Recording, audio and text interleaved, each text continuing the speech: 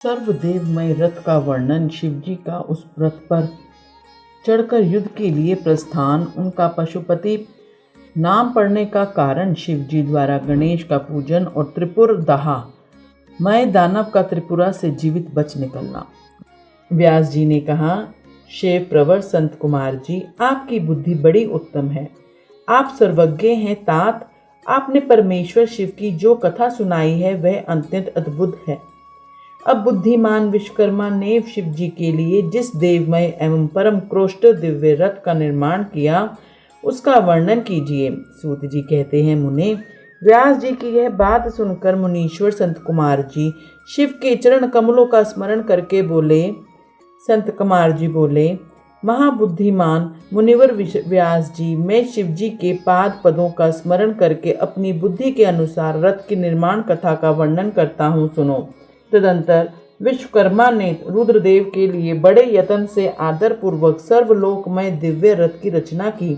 वह सर्वसम्मत तथा सर्वभूतमय रथ का सुवर्ण का बना हुआ था। उसके दाहिने चक्र में सूर्य और वाम चक्र में चंद्रमा विराजमान थे।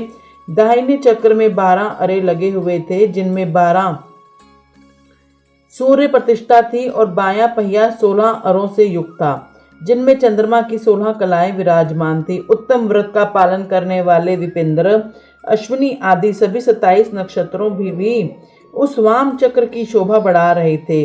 विप्र श्रेष्ठ 6 ऋतुओं उन दोनों पहियों के नेमी बनी। अंतरिक्ष रथ का अग्रभाग हुआ और मंदराचल ने रथ की बैठक का स्थान ग्रहण किया। उद्याचल और अस्ताचल ये दोनों उस रथ के कुबर हुए। महामेरु अधिष्ठान हुआ और शाखा पर्वत उसके आश्रय स्थान हुए। संवत्सर उस रथ का वेग, उत्तरायण और दक्षिणायन दोनों लोहधारक, मुहूर्त बंधुर कलाएं उसकी कीले हुई। काष्ठाएं उसका घोड़ा, क्षण अक्षदंड, निमेष अनुक्रश और लव ईशा दंड हुए। घुलोक इस रथ का वरुथ तथा स्वर्ग और मोक्ष ध्वजाएं हुई। अभ्रुम और कामधेनु जुए के अंतिम छोर पर स्थित हुए। अव्यक्त उसका ईशा दंड, बुद्धि नडवल, अहंकार कोना और पंच महाभूत उसका बल थे। मुनिश्रेष्ठ, इंद्रियां उसे चारों ओर से विभूषित कर रही थी और श्रद्धा उस रथ की चाल थी। उस समय वेदों के 6 अंग ही उसके भूषण और पुरायण, न्याय, मीमांसा तथा धर्मशास्त्र उपभूषण हुए। संपूर्ण शुभ लक्षणों से युक्त बल संपन्न श्रेष्ठ मंत्र घंटा के स्थानापन्न हुए और वर्ण तथा आश्रम उसके पाद बने। सहस्त्र फणों से सुशोभित शेष नाग बंधर रजु हुए और दिशाएं तथा उपदिशाएं उसके पाद बनी। पुष्कर आदि तीर्थों ने रतन जटित स्वर्णमय पताकाओं का स्थान ग्रहण किया और चारों समुद्र उस रथ के आच्छादन वस्त्र बने। गंगा आदि सभी श्रेष्ठ सरिताओं ने सुंदरी स्त्रियों का रूप धारण किया और समस्त आभूषणों से विभूषित से हाथ में चवर यंत्र मंत्र स्थिर होकर वे रथ की शोभा बढ़ाने लगी। आवह आतिसातो या वायु ने स्वर्णमय उत्तम सोपान का काम संभाला। लोकालोक पर्वत उसके चारों ओर का उपासोपन और मानस आदि सरोवर उसके सुंदर भारी विषम स्थान हुए। सारे वृषाचल उसके चारों ओर के पाश बने और नीचे के लोकों के निवास उस रथ का तलभाग हुए। देवाधिदेव भगवान ब्रह्मा लगाम पकड़ने वाले सारथी हुए और ब्रह्मदेवत ओमकार उन ब्रह्मदेव का चांबुक हुआ। अहंकार ने विशाल छत्र का रूप धारण किया। मंदराचल ने पार्श्वभाग का दंड हुआ। शैलराज हिमालय धनुष और स्वयं नागराज शेष उसके प्रत्यंचा बने। श्रुति रूपणी सरस्वती उस धनुष की घंटा हुई और महातेजस्वी विष्णु बाण तथा अग्नि उस बाण के नोक बने। मुनि चारों वेद उस रथ के जुतने वाले 4 घोड़े कहे गए। उसके बाद शेष बची हुई ज्योतियां उन अश्वों के आभूषण हुई। विष से उत्पन्न हुई वस्तुओं ने सेना का रूप धारण किया। वायु बाजा बजाने वाले और व्यास आदि मुखे ऋषि वाहक हुए। मुनीश्वर, अधिक कहने से क्या लाभ, मैं संक्षेप में ही बतलाता हूँ कि ब्रह्मांड में जो कुछ भी वस्तुएं थी वह सब उस रथ में विद्यमान थी। इस प्रकार बुद्धिमान विश्वकर्मा ने ब्रह्मा और विष्णु की आज्ञा से उस शुभ रथ का तथा रथ सामग्री का निर्माण किया। संत कुमार जी कहते हैं, महर्षि, इस प्रकार के महान दिव्य रथ जो अनेक विध आश्चर्यों से युक्त थे, वेद रूपी अश्वों को जोतकर ब्रह्मा ने उस शिव को समर्पित कर दिया। शंभु को निवेदित करने के पश्चात संत कुमार जी कहते हैं, महर्षि, इस प्रकार के महान दिव्य रथ में जो अनेक विध आश्चर्यों से युक्त था, वेद रूपी अश्वों को जोतकर ब्रह्मा ने उस शिव को समर्पित कर दिया। शंभु को निवेदित करने के पश्चात जो विष्णु आदि देवों के सम्माननीय एवं त्रिशूल धारण करने वाले हैं, उन देवेश्वर की प्रार्थना करके ब्रह्मा जी उन्हें उस रथ पर चढ़ाने लगे। तब महान ऐश्वर्य वाले सर्वदेवमय शंभु रथ सामग्री से युक्त उस दिव्य रथ पर आरूढ़ हुए। उस समय ऋषि, देवता, गंधर्व, नाग, लोकपाल और ब्रह्म विष्णु भी उनकी स्तुति कर रहे थे। गान विद्या विशारद अप्सराओं के गण उन्हें घेरे हुए थे। सारथी के स्थान पर ब्रह्मा को देखकर उन वरदायक शंभु की विशेष शोभा हुई। लोक की सारी वस्तुएं कल्पित उस रथ पर शिवजी चढ़ ही रहे थे कि वेद संभूत वे घोड़े सिर के बल भूमि पर गिर पड़े। पृथ्वी में भूकंप आ गया, सारे पर्वत डगमगाने लगे। सहसा शेषनाग शिवजी का भार न सह सकने के कारण आतुर हो कांप उठे।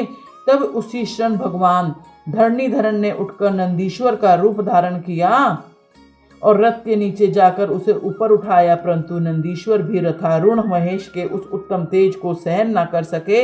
अतः उन्होंने तत्काल ही पृथ्वी पर घुटने टेक दिए। तत्पश्चात भगवान ब्रह्मा ने शिवजी की आज्ञा से हाथ में चाबुक ले घोड़ों को उठाकर उस शेष रथ को खड़ा किया।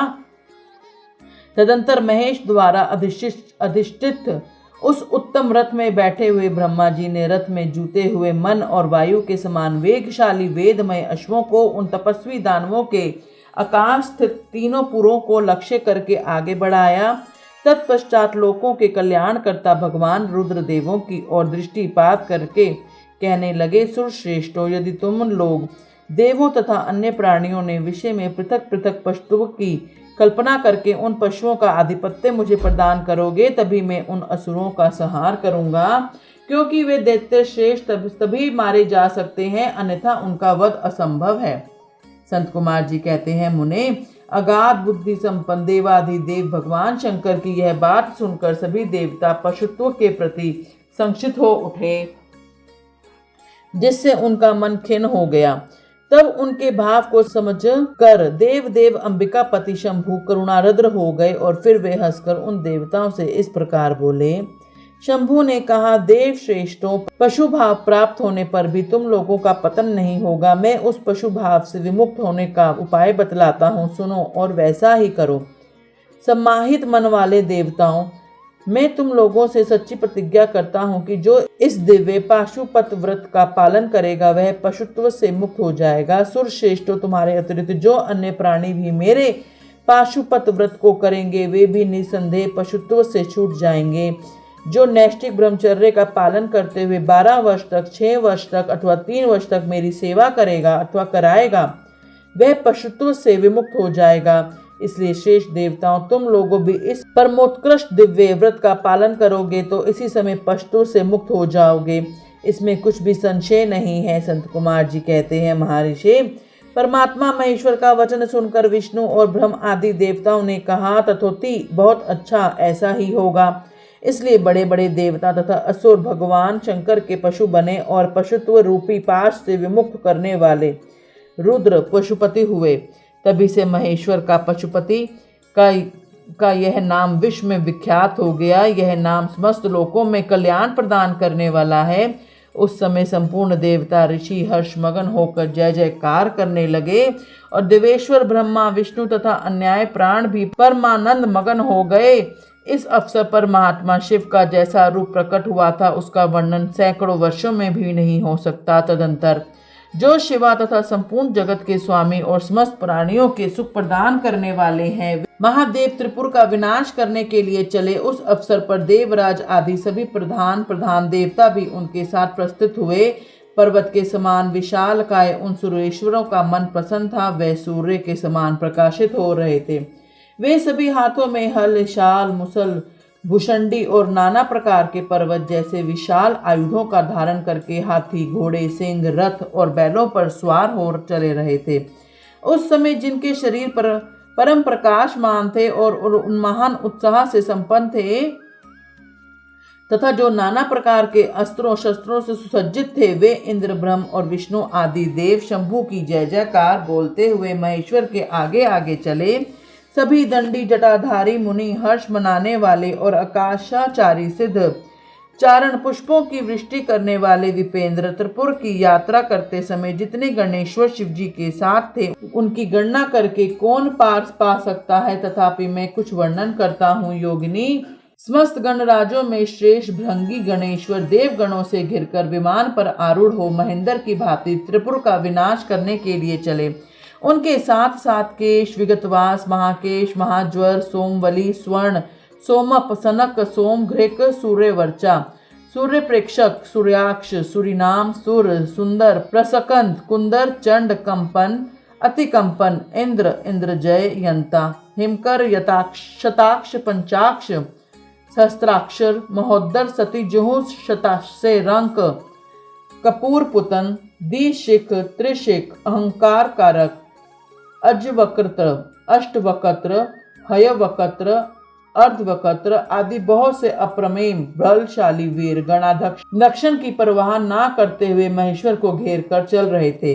व्यास जी तदंतर महेश्वर शंभु संपूर्ण सामग्रियों सहित उस रथ पर स्थित हो उन सूरद्रोहियों के तीनों पुरों को पूर्णतः दग्ध करने के लिए उदत हुए। उन्होंने रथ के शीर्ष स्थान पर स्थित उस महान अद्भुत धनुष पर प्रत्यंचा चढ़ाई और उस उत्तम बाण का संधान करके वे रोषावेश से होठ को चाटने लगे। फिर धनुष की मुठ को दृढ़ता पूर्वक पकड़कर और दृष्टि से दृष्टि मिलाकर वे वहां अचल भाव से खड़े हो गए, परंतु उनके अंगूठे के अग्रभाग में स्थित होकर गणेश निरंतर पीड़ा पहुंचाते रहे, जिससे वे तीनों पुर त्रिशूलधारी शंकर का लक्ष्य नहीं बन सके। तब धनुष बाणधारी मुंजकेश विरूपाक्ष शंकर ने परम शोभन आकाशवाणी सुनी, ऐश्वर्यशाली जगदीश्वर, जब तक आप इस गणेश की अर्चना नहीं करेंगे तब तक इन तीनों पुरों का संहार नहीं कर सकेंगे। तब ऐसी बात सुनकर अंधकासुर ने निहंता भगवान शिव के भद्रकाली को बुलाकर गजानन का पूजन किया। जब हर्षपूर्वक विधि विधान सहित अग्रभाव में स्थित उन विनायक की पूजा की गई तब वे प्रसन्न हो गए और फिर तो भगवान शंकर को उन तारक पुत्र महामनस्वी दैत्यों को तीनों नगर यथोक्त रूप से आकाश में स्थित दिख पड़े। इस विषय में कुछ लोग ऐसा कहते हैं कि जब शिवजी ने स्वतंत्र पर ब्रह्मा सगुण निर्गुण सबके द्वारा अलक्ष्य स्वामी परमात्मा निरंजन पंचदेवमय पंचदेवों के उपास्य और परातर प्रभु हैं, वे ही सबके उपास्य हैं, उनका उपास्य कोई नहीं है। तब सबके वंदनीय पर ब्रह्मा उन देवेश्वर महेश के विषय में बात उचित नहीं जान पड़ती है कि उनकी कार्य सिद्धि अन्य कृपा द्वारा अवलंबित हो, परंतु मुने उन देवाधिदेव वरदानी महेश्वर के चरित्र में लीलावश सब कुछ घटित हो सकता है। अस्तु इस प्रकार जब गण आधिप का पूजन करके महादेव जी स्थित हुए तब वे तीनों पुरकला व शीघ्र ही एकता को प्राप्त हो गए। मुने उन त्रिपुरा के परस्पर मिलकर एक हो जाने पर महान आत्मबल से संपन्न देवताओं को महान हर्ष हुआ। तब संपूर्ण देवगण सिद्ध और परम ऋषि अष्टमूर्तिधारी शिव की स्तुति करके उच्च स्वर से जय जयकार करने लगे। उस समय ब्रह्मा और जगदीश्वर विष्णु ने कहा, महेश्वर, तारक के पुत्र उन त्रिपुर निवासी दैत्यों के वध का समय भी आ गया है विभु, इसलिए ये पुर एकता को प्राप्त हो गए। अतः देवेश, जब तक ये त्रिपुर पुनः विलग हो उसके पहले ही आप बाण छोड़कर इन्हें भस्म कर डालिए और देवताओं का कार्य सिद्ध कर दीजिए।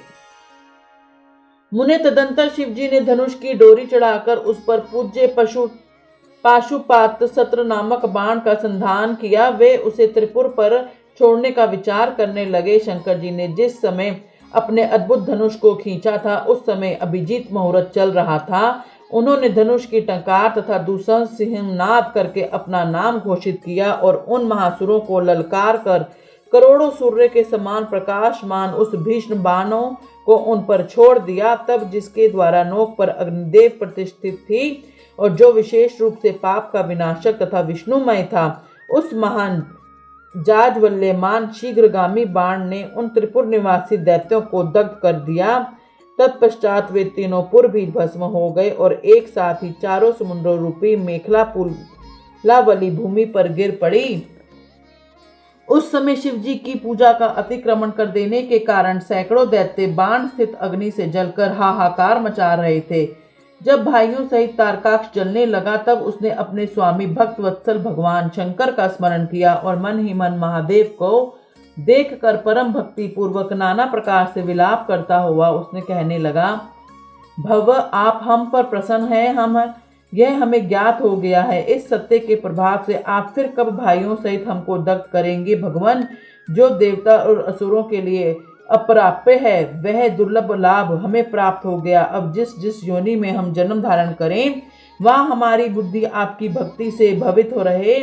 मुने यूं वे दैत्य विलाप कर ही रहे थे कि शिव जी की आज्ञा से उन अग्नि ने उन्हें अद्भुत रीति से जलाकर राख की ढेरी बना दिया। व्यास जी और जो भी बालक और वृद्ध दानव थे वे शिव आज्ञा अनुसार अग्नि द्वारा शीघ्र ही जल कर भस्म हो गए। यहाँ तक कि उन त्रिपुरों में जितनी स्त्रियां और पुरुष थे वे सब के सब उस अग्नि ने उसी प्रकार दग्ध हो गए जैसे कल्पनाट में जगत भस्म हो जाता है। उस समय उस भीषण अग्नि से कोई भी स्थावर जंगम बिना जले नहीं बचा, किंतु असुरों का विश्वकर्मा अविनाशी मय बच गया, क्योंकि वह देवों का अविरोधी शंभु के तेज से सुरक्षित और सदक्त भक्त था। विपत्ति के अवसर पर भी वह महेश्वर का शरणागत बना रहता था। जिन दैत्यों तथा अन्य प्राणियों का भाव अभाव और कृत अकृत के प्राप्त होने पर नाश कारक पतन नहीं होता, वे विनाश से बचे रहते हैं। इसलिए सत्पुरुषों को अत्यंत संभावित उत्तम कर्म के लिए प्रयत्न करना चाहिए, क्योंकि निंदित कर्म करने से ही प्राणी का विनाश हो जाता है। अतः गहित कर्म का आचरण भूलकर भी ना करें। उस समय भी जो दैत्य बंधु बांधवों सहित शिव की पूजा में तत्पर रहते हैं वे सबके सब शिव पूजा के प्रभाव से गणों के अधिपति हो गए। बोलो हर हर महादेव।